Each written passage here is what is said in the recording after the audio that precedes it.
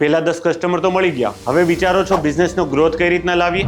10 customer મળવા બિઝનેસનું validation છે, પણ રિયલ ક્વેશ્ચન એ છે કે હવે તમે સ્ટોપ થશો કે સ્પીડ પકડશો? પહેલા 10 કસ્ટમરથી 100 કસ્ટમર સુધી જવાની સ્ટ્રેટેજી હવે હું તમને કહીશ.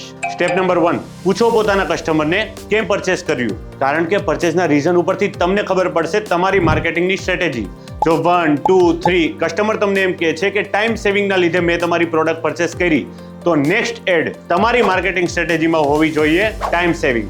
સ્ટેપ નંબર 2, ટ્રસ્ટ વોલ બનાવો. જો તમે તમારા કસ્ટમરનું રિવ્યૂ રેકોર્ડ કરશો, ટેસ્ટિમોનિયલ્સ બનાવશો, સ્ક્રીનશોટ અપલોડ કરશો, તો 10 લોકોનો ટ્રસ્ટ 100 લોકોમાં કોન્ફિડન્સ બિલ્ટઅપ કરશે. દરેક જગ્યાએ તમારું માર્કેટિંગ થવું જોઈએ. ઇન્સ્ટાગ્રામની અંદર, વેબસાઇટની અંદર, બ્રોશરની અંદર, એ દરેક વસ્તુ રિપ્રેઝન્ટ કરો, કારણ કે જે દેખાશે એ જ વેચાશે. સ્ટેપ નંબર 3, સિસ્ટમ બનાવો અને સ્કેલ વધારો. ફ્રી ટૂલ્સને યુટિલાઇઝ કરો. ફાઉન્ડર ત્યારે ફ્રી થાય જ્યારે બિઝનેસમાં સિસ્ટમ ઓટોમેશનમાં કામ કરે. કસ્ટમર આવવો, કસ્ટમર ઓનબોર્ડ થવો, કસ્ટમરનું ફોલોઅપ, કસ્ટમરનું પેમેન્ટ કલેક્શન, બધી જ સિસ્ટમ ઓટોમેશનમાં હશે તો બિઝનેસનું સ્કેલ ચોક્કસથી વધશે. સ્ટેપ નંબર 4, રેફરલ મશીન બનાવો. તમારા 10 કસ્ટમર પાસે બીજા 2 કસ્ટમરની માંગણી કરો, કારણ કે 2 કસ્ટમર તમને ફ્રીમાં આપતા જશે. કઈ રીતના? બસ એક લાઈન એને પૂછવાની છે કે તમારી જેવા બીજા એવા કયા વ્યક્તિ છે જેને આ વસ્તુની જરૂર છે. આ એક લાઈનથી તમારે 2 કસ્ટમર નવા મળશે, એ પણ બિલકુલ ફ્રીમાં. Step number 5, weekly learning. Every Sunday તમારે 1 કલાક એક્સ્ટ્રા ટાઈમ આપવાનો છે, જેનાથી તમે કંઈક નવી વસ્તુ લર્ન કરી શકો.